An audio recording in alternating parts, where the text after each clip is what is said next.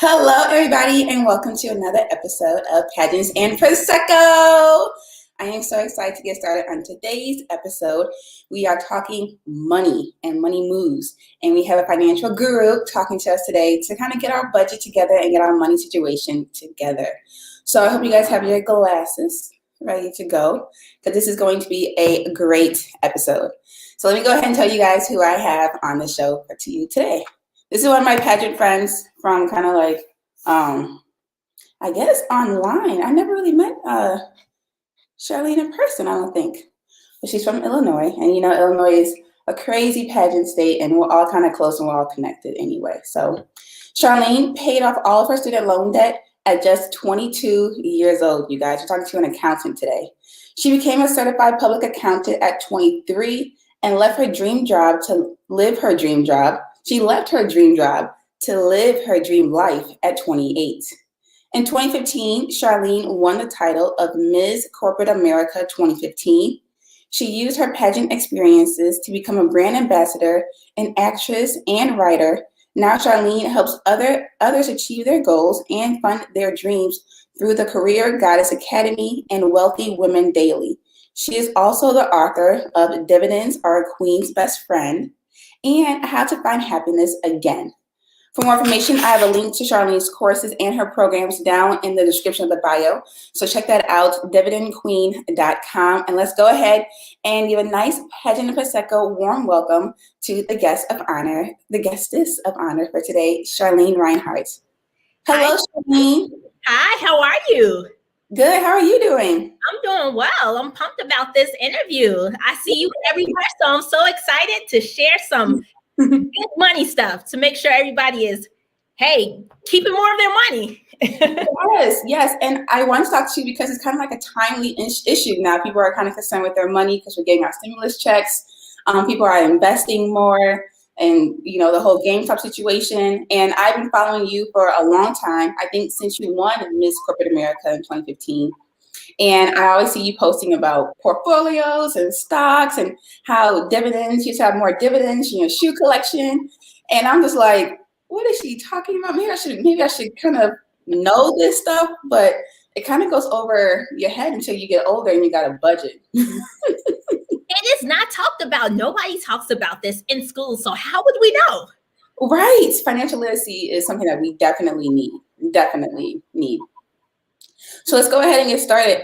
Let's talk about you and your come up. How did you even decide to get into the finance world? I know you became a public accountant, but what made you interested in the money field in the first place? Yeah, so it was so funny because when I was in college, I was double majoring in accounting and finance and minoring in community service studies. Came to the point my senior year, I had to choose, where do I want to go? Because I did a lot of work in education. I taught in schools, but I also worked in financial services and with Big Four firms.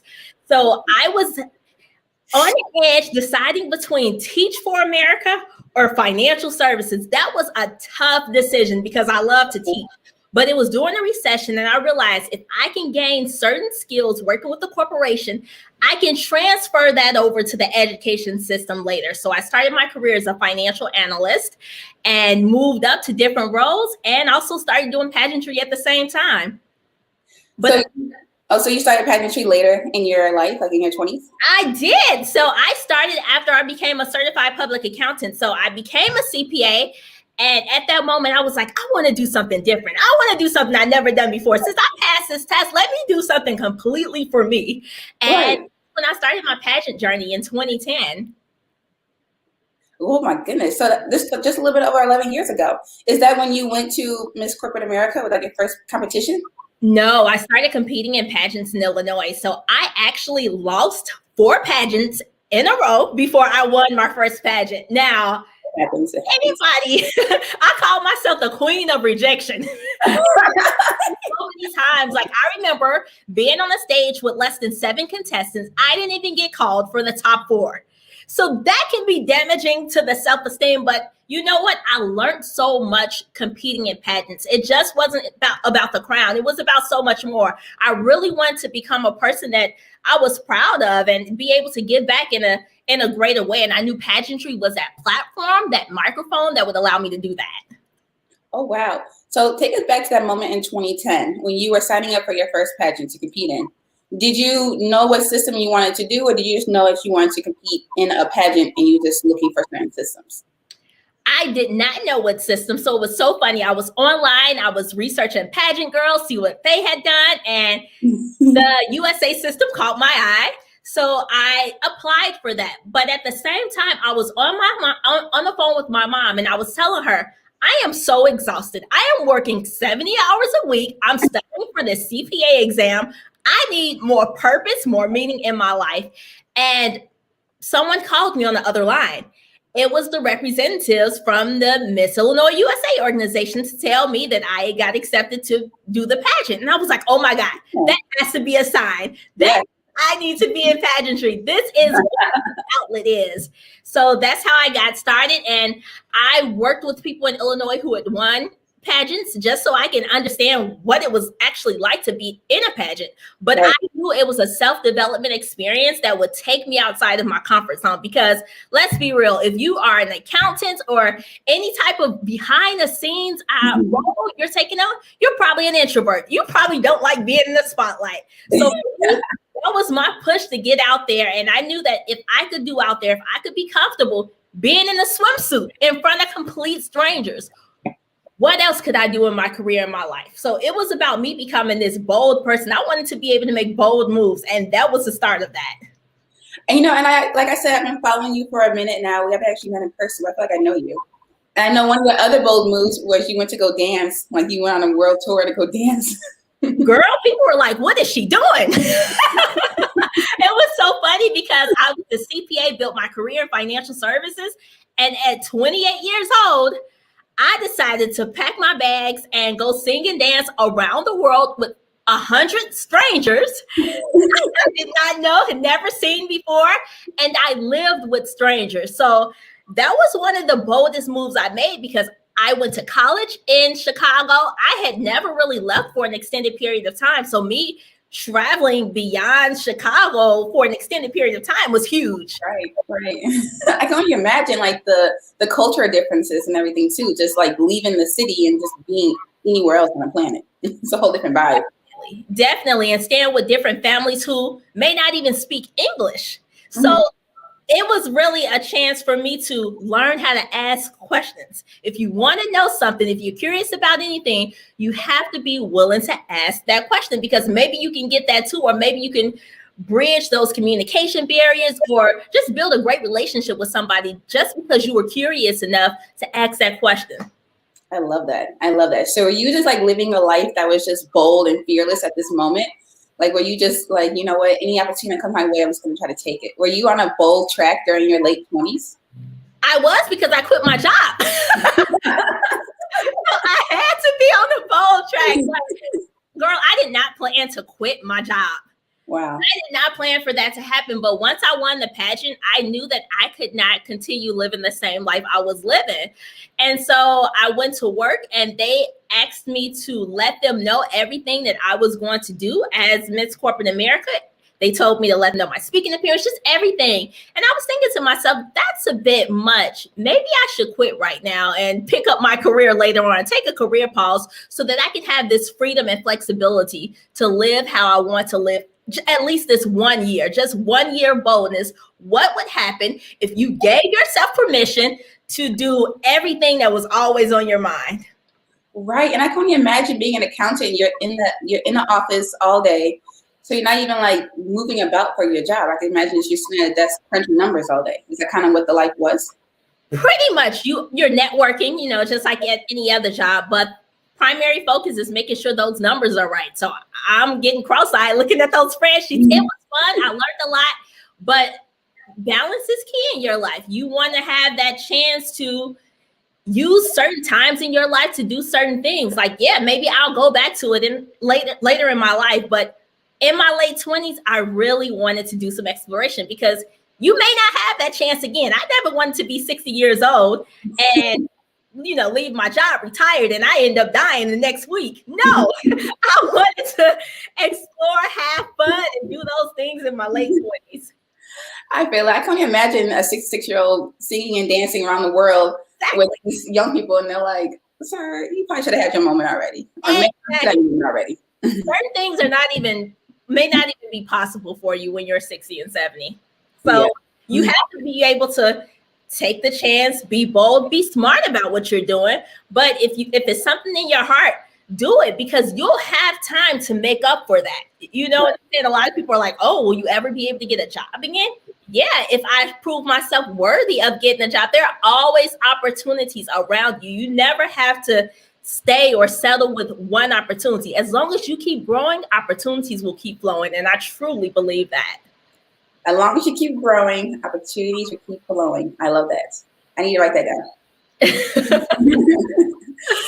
So, upon winning the Miss Illinois Corporate America title, then you went on to Miss Corporate America, and it was in Orlando, Florida, correct? So it was only one pageant. So I represented Chicago at the Miss Corporate America pageant that was held in Orlando, Florida.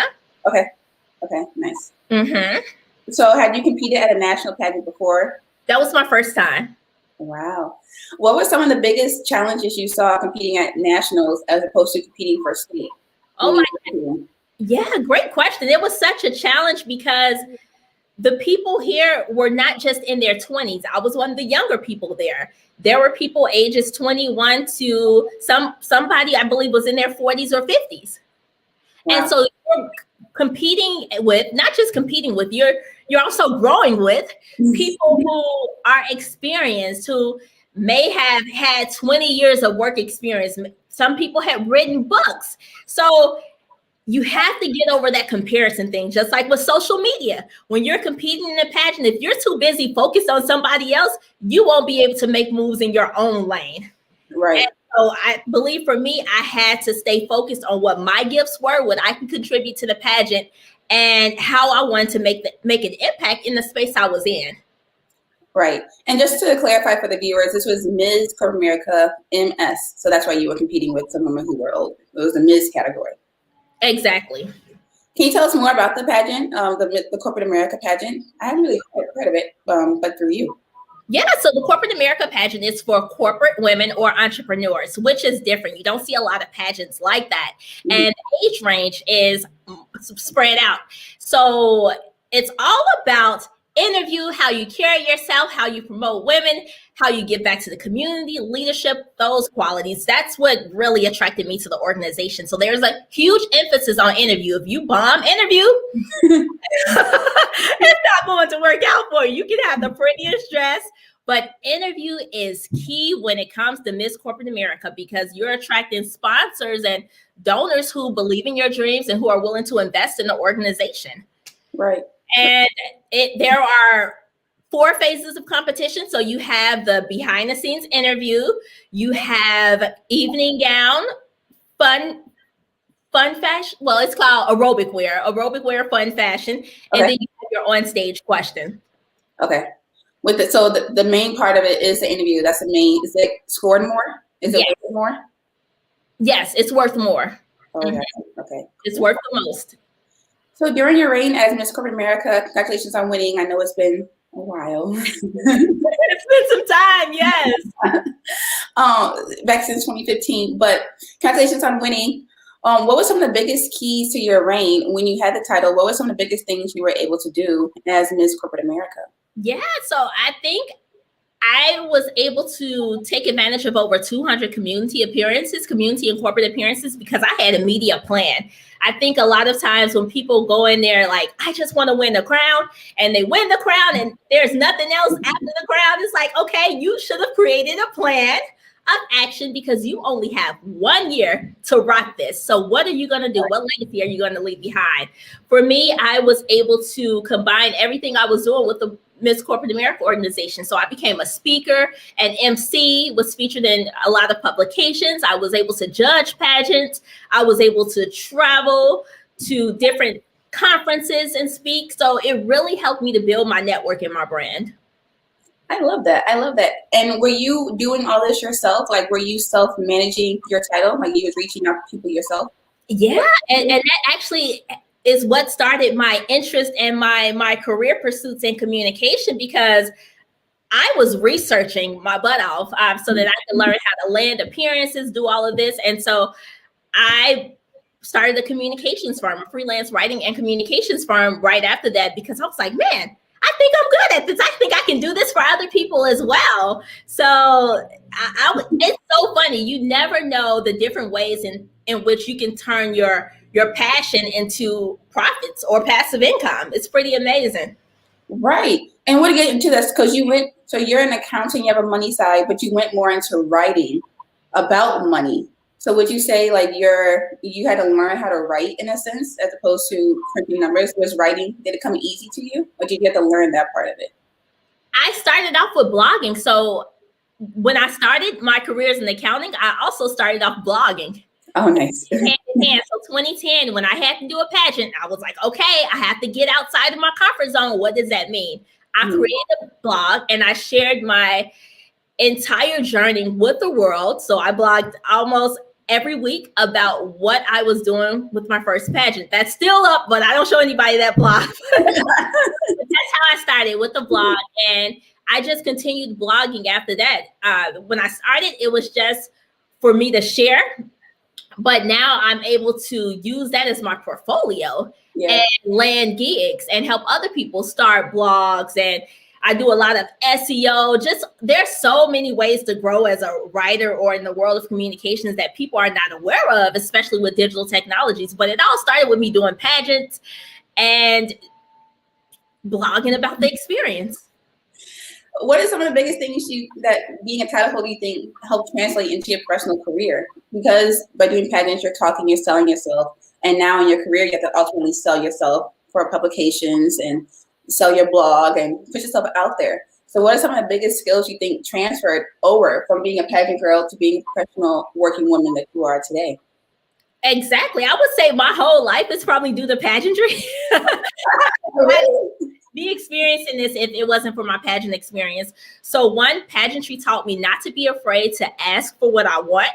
So if I see something that I think is cool and I want to do, it's like, okay, just go for it. See what it's about. Try it. Don't hold back.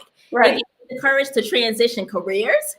It gave me the confidence to be able to speak to diverse audiences, because sometimes you can speak with your girls or you can speak with your people in a different way. But when it comes to interacting with people from all over the world, there may be those communication barriers. And pageantry gave me that confidence to be able to speak up and talk to people of different cultures. It also helped me with writing and resumes, because even though pageantry is typically viewed on stage, I really worked my butt off behind the scenes. I wanted to have the best resume. So I did a lot of resume writing, essay writing, all of that through the pageant experience. Oh, so that I could nail my online profile before they even met me. I think that's important. Like, you only got maybe 10 seconds to wow somebody, but you want to give them an impression before they even see your face. You want to leave some type of impression. And the way you write, the way you share your story can make people think like, oh my gosh, she's amazing. I want to see her before they even meet you. Yeah. So this was before you went to nationals, you were doing all this. I was doing all of this every pageant that I lost. I was getting better and better. I think it's so much power in losing. Yeah. Like if you win, you probably won't gain all of that. You won't be motivated. But every pageant I lost, I became better and better at what I was doing. And that's what happens. That's the power of continuing on to something. You get better at it. Yeah. Persistence is key, especially in the pageant world, because you are just learning more and more as you go forward. And as you keep competing, and then you're like, okay, maybe I need a new dress, maybe my physical, how I present myself wasn't the best light. Maybe my paperwork was a little shiesty or something. You have to be persistent in this world. And I love that that's your story and how you lost 4 times and then you won a national title. So for anyone listening, I really hope that you guys are clued into this. Like, you can do it. Just keep going. And it's just probably a title waiting for you with a name on it. It's a matter of just putting yourself out there to compete for it, Definitely. I always tell people, never let the word no stop your flow. If you can keep going when you hear a no, you will eventually get what you want or something better. Right. Never let no stop your flow. Okay, this is another Another thing to write down. You're like chock full of like one-liners. Are these from your book? It's from pageantry. This is my experience. This is how I felt with life. And so when I was competing and creating my websites, these would all come. When I was blogging, those great ideas come, those great nuggets come that describe your experience perfectly. I got you. So when it comes to self-promotion, both during your title and even now in life, what is like the biggest key of advice you can tell us as far as like how to promote yourself effectively? Like I know a lot of people, there's some tricks I heard that some people use is like a fake name as their PR person to send out emails to other people because they just are nervous to send an email from themselves, I guess in a way. So they have an alter ego sending email for appearances. So what are some keys or some tips you can give us title holders to gain like confidence to really sell yourself, whether it's for an appearance, whether it's to write an article or to share your blog with someone else? What are some confidence tips you can give us about self-promotion? Yeah, so I love to talk to introverts about this because, hey, I'm an introvert. So I would say you have to own your power without saying a word. And that is done through your written profile. That's why I enjoy writing so much, because you don't have to verbally say it or interact with thousands of people to put yourself out there, but your written profile can probably say more than you ever can. So make sure your LinkedIn is on point. Make sure you're highlighting your accomplishments and everything that makes you who you are and differentiates you from the next person. Do your Instagram and Facebook. You don't have to manage all of them at the same time, but find your place, find your space, and nail your profile. Get a blog. Use your blog as your portfolio so that when people look at your blog, they can find out more about different aspects of your life and just see themselves in your blog. Right. You can just do all of this without saying a word. Everything you write, we write so much every day and we don't even realize it. Yeah. We're writing blogs, we're posting on LinkedIn. It's a written world. That's what digital technologies is all about. It's about written, people are doing video too, but yeah, written word is very popular. So as an introvert, own that. Take ownership of your written voice, because even when you're not talking, people can access your written profile 24/7. You don't even need to be there. It's accessible online. What's so cool about that? It's like passive income, but passive networking in a sense. Oh, yes, I love that. Oh my goodness. And then also, people, you can get Grammarly, so you can edit your words if you are a little nervous about writing or your grammar. Get Grammarly on your desktop as an extension for editing, or you can hire someone to edit your words too. So even if you are afraid of writing, that's my favorite part is editing people's stuff. I do consider myself a writer, but I like editing more. And so, I just mentioned that because people like hate writing because they don't know if they're good at it. But you can just get stuff like that edited, Exactly. I was about to say that you are an expert writer. So if anybody needs help, they can definitely go to you. I've seen your work and absolutely love it. You have a journalism background, right? Yes, ma'am. Yes, I do. Yes. And we're on the same path in a sense, because I left my dream job too at 28. Well, wow. 18 days before I turned 28. Wow. Yes. And look at that. See, pageantry probably influenced that. Pageantry gives you the courage to make those bold moves sometimes, because you're around people who are constantly just going outside their comfort zone. It becomes your norm. You normalize doing bold things. Right. And everything you do as a title holder has to be bold, because you are that public face. So even just talking to strangers, that's a bold move. Signing up to compete is a bold move. Being in your swimsuit is bold. Watching other girls compete for multiple systems, that's bold. It takes a certain level of, I guess, craziness to be a pageant girl, because you really have to just dismiss all the naysayers and just really live life like how you want it. You do. You're right. So let's go ahead and talk about life after you won your title, Miss Corporate America. That's kind of like the purpose for the whole podcast, was because of the way you became this phenomenal dividend queen. Since you've been Miss Corporate America, and now you're teaching women about dividends, about their money, about portfolios, about stocks. So can you just tell us As Miss Corporate America, when you was giving up your title and planning for the life after, what were some of the main things you wanted to do as a has-been, as a former title holder? How did you want to see your life propel once you give up that title? Yeah, so I wanted to become a speaker, a writer, entrepreneur. Those were my three goals. Those have been my three goals for the longest. And I would definitely say I had a chance to dabble into each one of those during the pageant and try new ways of expressing those visions. So I created the Career Guidance Academy, and it's all about creating career success and a lifestyle you love on your terms in your way. And what I did in 2017 is I started taking advantage of all these different side gigs so I could know what life is like in different job opportunities. So in case anybody else wanted to experience it, it's like, hey, here's the behind the scenes. Here's what it's like. If you want to do this, go for it. So I took on I think within the last 3 or 4 years, I had about over 20 different side gigs, and I wrote about most of them. I want to see what this is about. Yeah. So okay. Yeah, I was just trying to I guess, go behind the scenes and see what it was like. So I did some very interesting things that I've never talked about before. not that interesting and crazy. It was very fun, and other people would, probably like to do it. But, that's how I started becoming travel. I was a travel writer. I was a copywriter, wrote about plumbing, which was crazy. Didn't know anything about plumbing. I was a brand ambassador. I did extra work.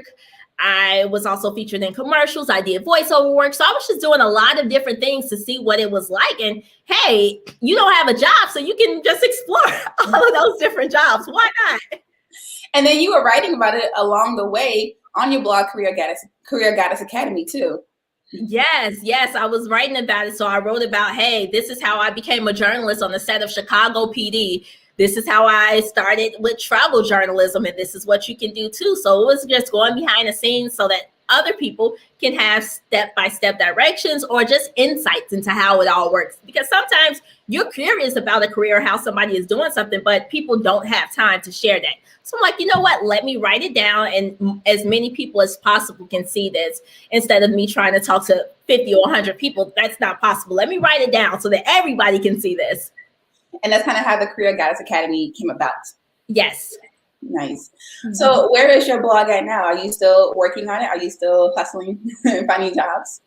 No, I'm not. I haven't did anything like that since 2019, 2018, because of the pandemic. So right now, I don't write about my jobs, but I write about dividends, because dividend is a side gig? Well, it could be considered it's a passive income stream. And I think it's fun because it's like finding the companies that you love and adore, or finding companies that you think will be around. As a woman, I like to invest in things that are socially responsible. So I do a lot of research on the stocks that I invest in. But that's what I spend most of my time doing, writing and investing in various stocks. So let's just go ahead and just dive into that too, since we have you a little bit. So for people who don't know the basics, that's like a loud car outside. I don't know if you can hear it. For people who don't know the basics of dividends and stocks, can you explain the difference between? Can you explain what a dividend is when it comes to stocks? Yeah. So let's talk about stocks first. Stocks are a piece of ownership, partial ownership in a company. So if you buy a stock, any company out there, think Apple, Tesla, that means you are a part owner based on how many shares you buy. Okay. Now, as an owner, some companies will reward you. They're happy that you became an owner. So they're like, hey, I'm going to give you rewards points. Like our store rewards points. Yeah. When we shop. That's how dividends work. You get those rewards every 3 months as long as you are an investor. So you invest in this one company stock, you get you 100 shares of that company stock, and the dividend is probably an annual dividend of $4 a year. So that means you have 100 shares, $4 a year. You're getting $400 every year that the company declares a dividend. The board of directors has an option every quarter to declare a dividend. So once they declare that dividend, you'll get access to, if it's $400 a year, that's $100 every quarter if the company pays quarterly. So ultimately, your stocks can pay you back. Your stocks can pay you back. They can pay you an extra stream of income for life. That's what's so awesome, because with rewards points, you may use up all your rewards points. Maybe you have 30 rewards points. Well, once those 30 rewards points are gone, you got to accumulate more. Right, you got to keep shopping. Exactly. It's not like that with stocks. Once you get your 100 stocks, you can keep building on and buying more stocks, or you don't have to do a thing. You have those 100 stocks, and the company is going to continue to pay you your $400 every month or every quarter, however often they pay dividends, for life.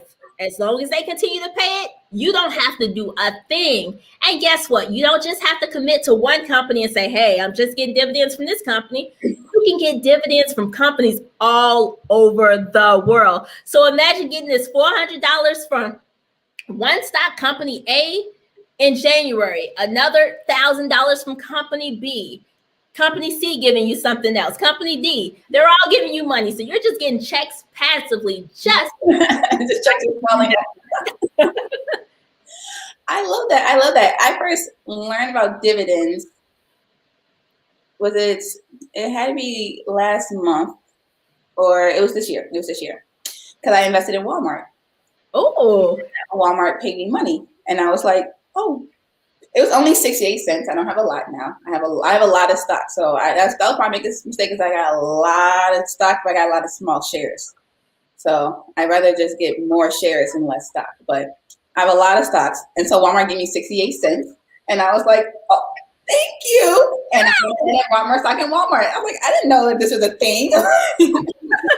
And that's what it's about. It's about getting that first dividend. You know what I'm saying? It's not about having $1,000 all at once. Once you get that first dividend, I think it unlocks something mentally. Mentally, you're like, wait, a company just gave me money. I'm used to giving them money, but they're giving me money. It shifts the game.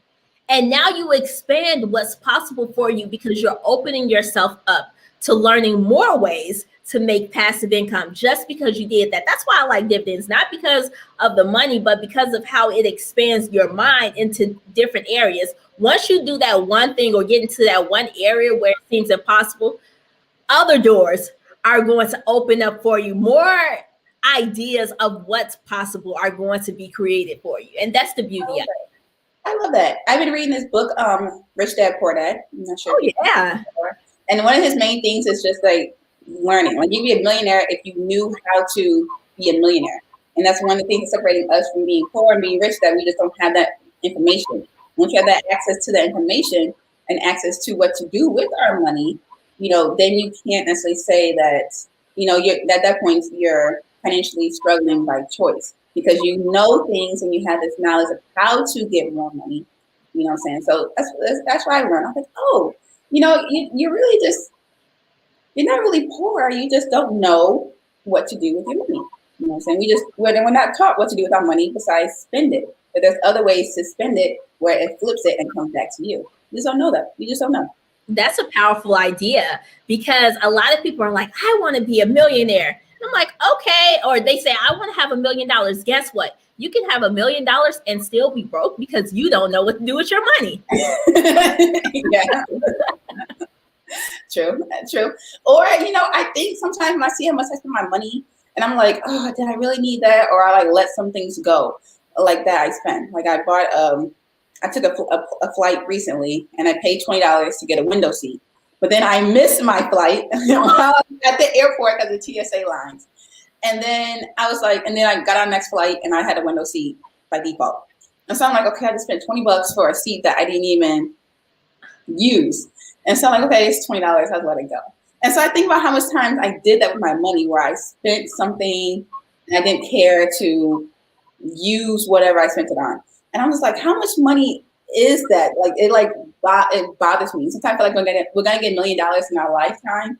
Like, between like 10, when you start first collecting money, and 65, like, I feel like we're all gonna have like $1 million in and out of our lives. But it's just like spending habits is just throws all that out the door. And it just bothers me so much how much money I probably left at the table buying like stupid stuff like tacos when I could have been buying like stocks or donating that to my IRA or my just anything I could be doing with my money. And it's just like, this is mind-boggling. Yeah, but now you can do so much with it. The power is in your hands. It's incredible.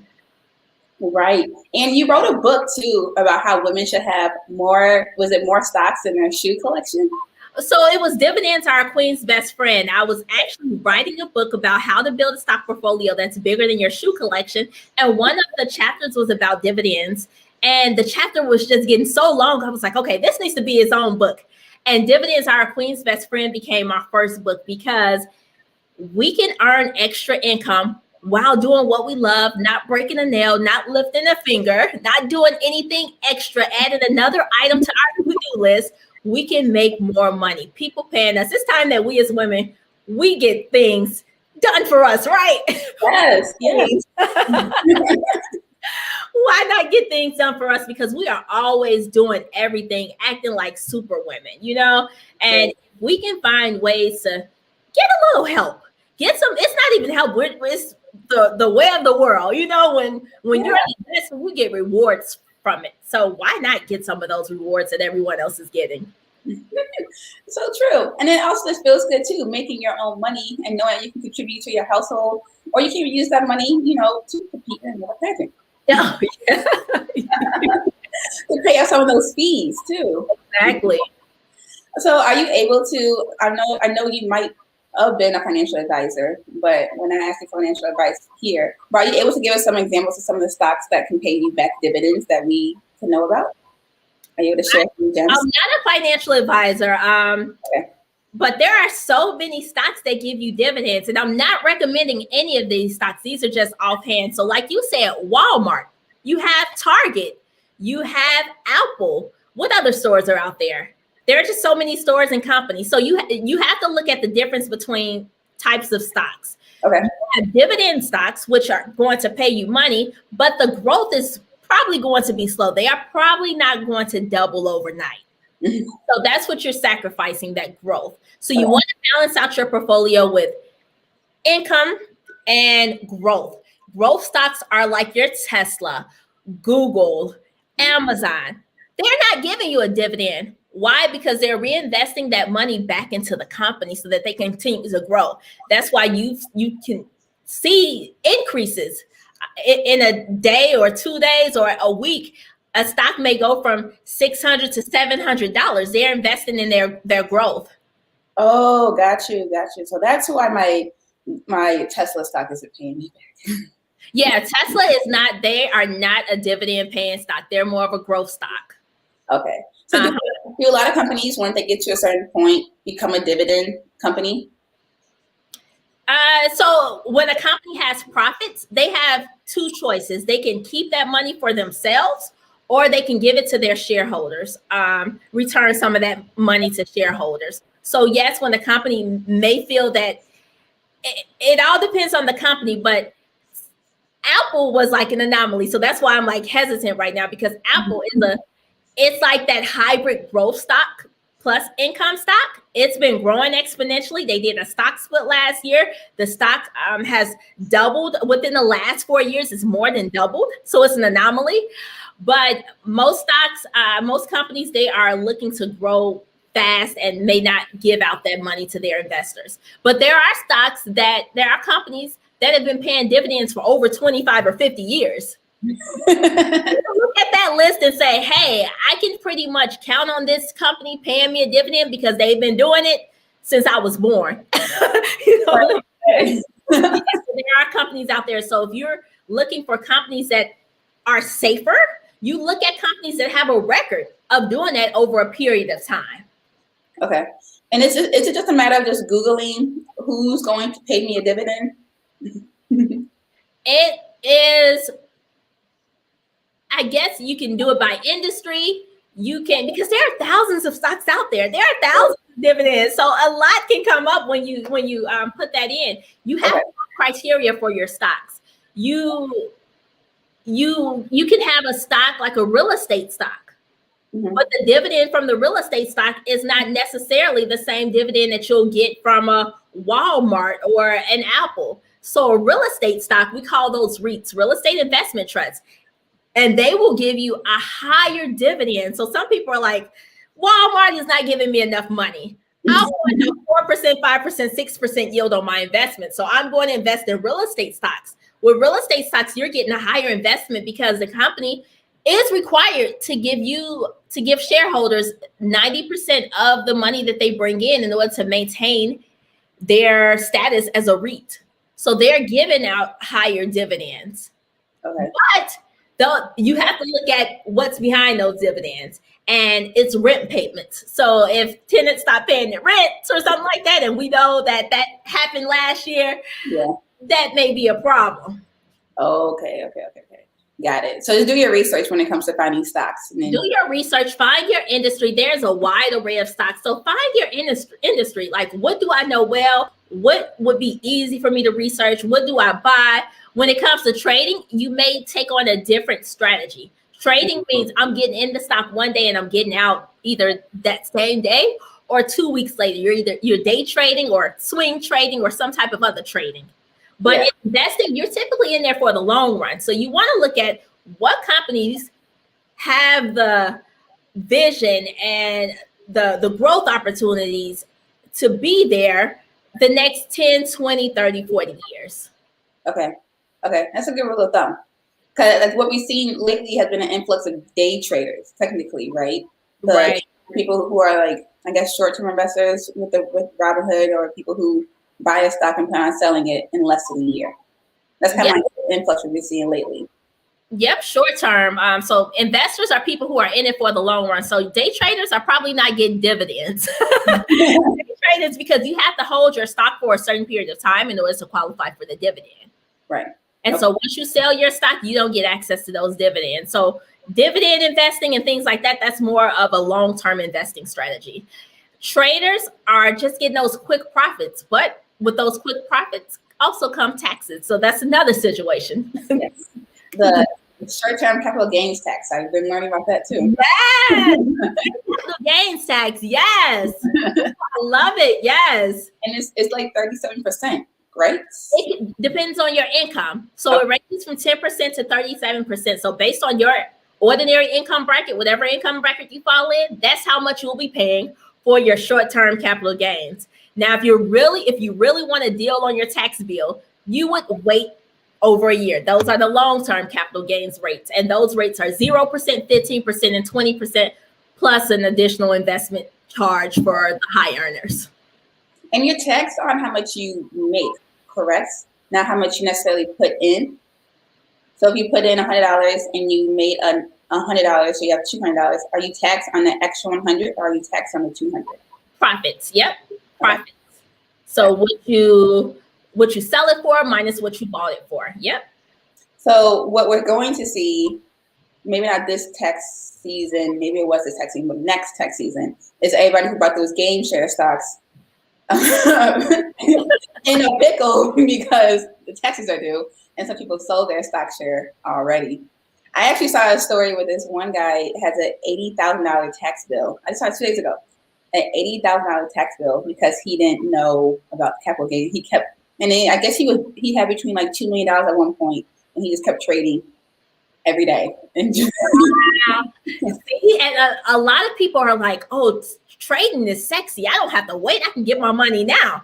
But that tax bill can eat into all your profits, and you won't have anything left if you're trying to worry about an $80,000 tax bill. So you have to be, when you're thinking about how you are going to be in the markets, how you're going to invest, think about both sides of the equation, income and expenses. That's in everything you do. Think about both sides of the equation.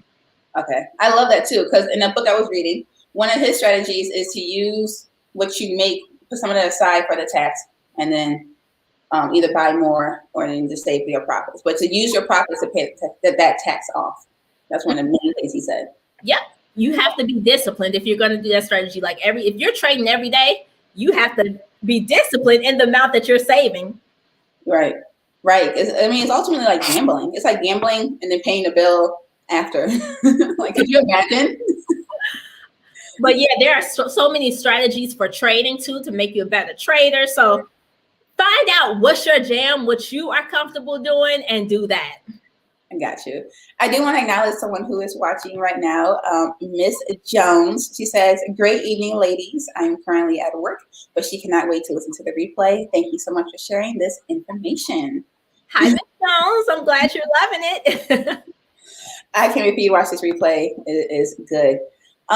So just real quick for our pageant queens, when it comes to money, what are some ways that we can fundraise? We have the dividends option, but what are some other ways that we can fundraise to pay for our pageant fees and expenses? Yeah, so I would say dividends, that's more of a long-term plan. You want to reinvest those dividends and be strategic about those dividends. Okay. But short term, when it's a year and under, first, you want to know, what are my costs? How much money do I need? You know what I'm saying? You have to know your numbers, because if you're just saving and don't have no target, how in the world will you know if you met your goal or not? So target first, it's 50,000, right? So then you can look at your income and expenses. We're looking at both sides of the equation. Do I need to make more money, or do I need to decrease my expenses? Or do I need to do both to expedite the progress? And so a lot of people like to call it a budget. I don't like to use the B word often because I am not a huge budgeter. But what I am a fan of is knowing your numbers. There is so much power in knowing how much comes in and how much goes out. Every single day, I look at my net worth. Your net worth is your assets and liabilities. In order to increase your net worth, maybe your assets have to increase. But if your assets are not increasing, like your stock investments, your retirement accounts, whatever your assets are, they're not increasing. You have to make sure your income exceeds your expenses and that income becomes an asset. I know that's hard, but if you're looking at your income and your expenses, if you keep more than you put out the door, then you will be able to turn that extra income into an asset, whether it be cash, stocks, retirement accounts, emergency savings, something. Gotcha. So you always want to keep more so that you can be able to turn that into an asset. And as long as your income continuously exceeds your expenses and you're able to save, guess what? Your net worth will continue increasing. But in order to know your exact number, in order to get to your exact number, you have to decide, what am I going to do? The income or the expense piece? Am I going to get side gigs? Am I going to ask for a promotion? Am I going to fundraise? If I do choose to fundraise, how do I get donors? I created a website. I told all my donors, hey, I'm going to acknowledge you on this website if you support me. I also created a media package. That media package showed them exactly what I was using the money for. It told them about the pageant. It showed them my platform. So I had a 5-page media package that I would send out to people so that they could know what they're giving their money towards. Was this just friends and family that you were giving this to, or was it corporate sponsors? No, I wasn't giving it to friends and family. I was giving my sponsorship package to my job, my the corporation, to the beauticians, to the owners of the beauty salons, whatever I needed, I was giving my sponsorship package to these individual community partners, whoever it was that I thought would want to be on this journey with me. And your platform will help you to identify those partners. So think about your platform. Who are people who would be invested in helping you to magnify that platform and connect with them? Gotcha. Okay, I want to go back on something you said real fast. I didn't want to lose your explanation. So when it comes to assets and liabilities, for people who are listening, assets is what bring you money and what pays you money. So kind of like the dividends, your job, having a property, anything that gives you money is considered an asset, correct? Yep. So anything you own, assets equal what you own, liabilities are what you owe. Right. So liabilities is anything that you have to spend your money towards paying.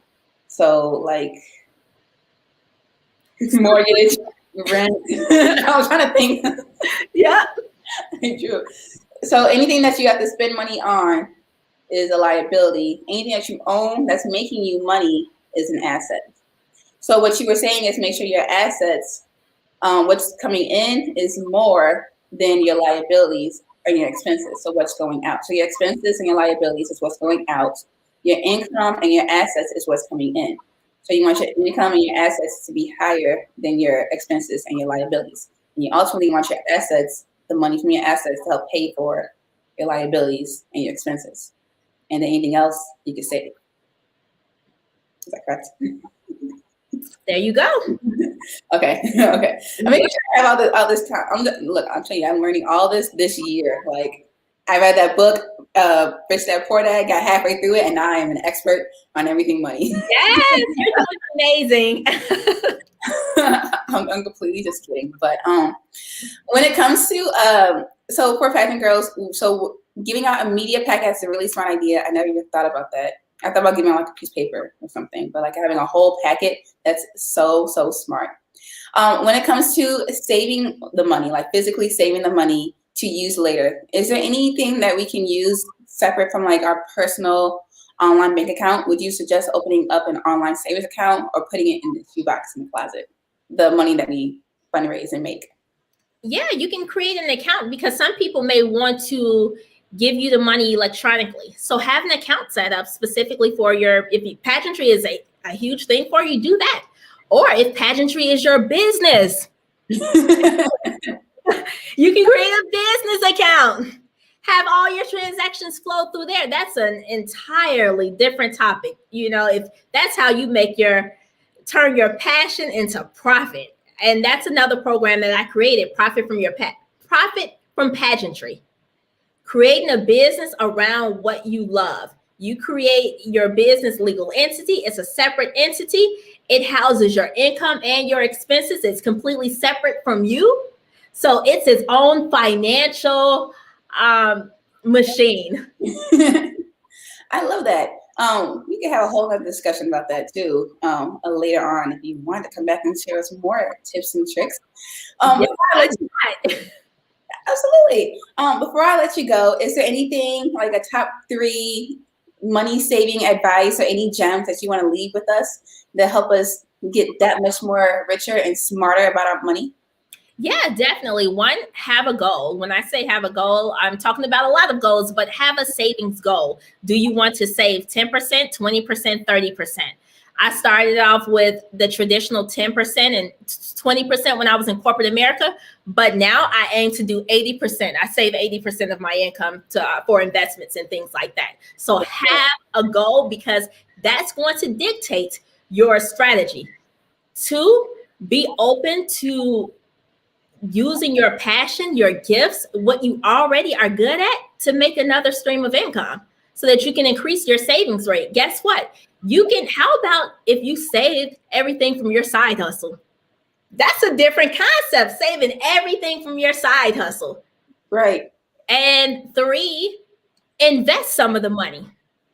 Invest the money so that it can continuously grow. So that in the long term, let's say you want to do a pageant in your 60s. Hey, you can use that money, that tax-free money from your Roth IRA to fund your pageant journey. Be for Miss Senior America, yes I am. Exactly. So think about what you can do for now to fund your goals, but don't forget about later. Think about the future you and the type of life you want to have. If you want to be glamorous and do pageants later, prepare for that right now. Get those expenses saved up right now today. Yes. I love that. So you said you save 80% of your income. How are you so disciplined? Is it just knowing your future stuff is going to thank you? Or like, how do you stay so disciplined?